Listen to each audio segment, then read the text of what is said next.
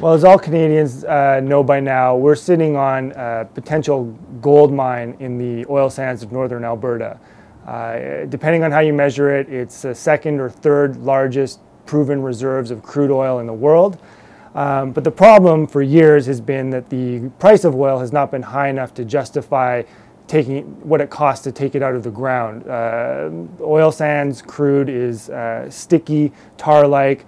It's mixed up with the earth. It has to be separated. It's quite expensive to do so. But over the last sort of 5-7 years, the price of oil has gone north of $80 a barrel, which is about the point at which most oil sands operations become profitable. But what's happened now is that those same increase in prices have also triggered a boom in unconventional oil south of the border in the United States, from shale oil and gas. And typically the US has been the biggest customer of Canadian oil, and now it's being swamped with oil of its own, which has driven down the price paid for US oil compared to the prices that are available, say, in Europe or Asia. The problem is the way that the infrastructure in North America works. All of Canada's oil sands crude flows south of the border. We really have no way to get it to these sort of markets that are willing to pay the top dollar. So what's needed to solve the problem is simply more pipelines. This is basically what's used to carry most oil from the sites where it's produced to the refineries where it's turned into gasoline and diesel and then sent along to consumers. Right now, most of the pipeline capacity in Canada goes from northern Alberta, where the oil sands are, to the Midwest of the United States, which is, as I mentioned before, swamped with oil. So there are two proposals underway right now, one called the Keystone XL. It's a big pipeline that was supposed to go from Alberta all the way down through the Midwest to the US Gulf Coast, where the biggest refinery complexes in the world. And another pipeline that's being proposed to go from northern Alberta to British Columbia.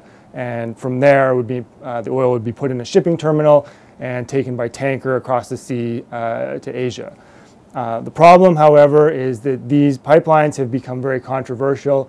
Environmentalists are worried about spills, and people who are worried about climate change, they see the oil sands as a dirty form of crude oil because it does produce more CO2 emissions than standard sources of oil.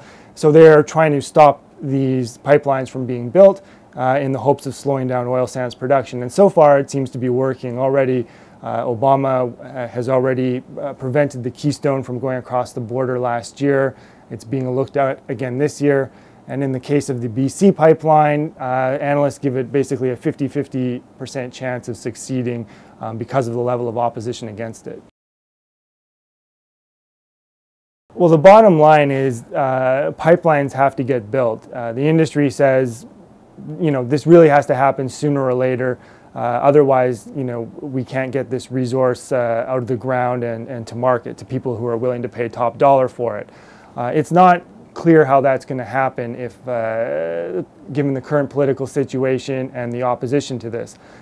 The irony of all this is Alberta's been waiting for basically decades to be able to take advantage of this resource that really could add trillions to the Canadian economy, hundreds of thousands of jobs, basically drive the economy for generations.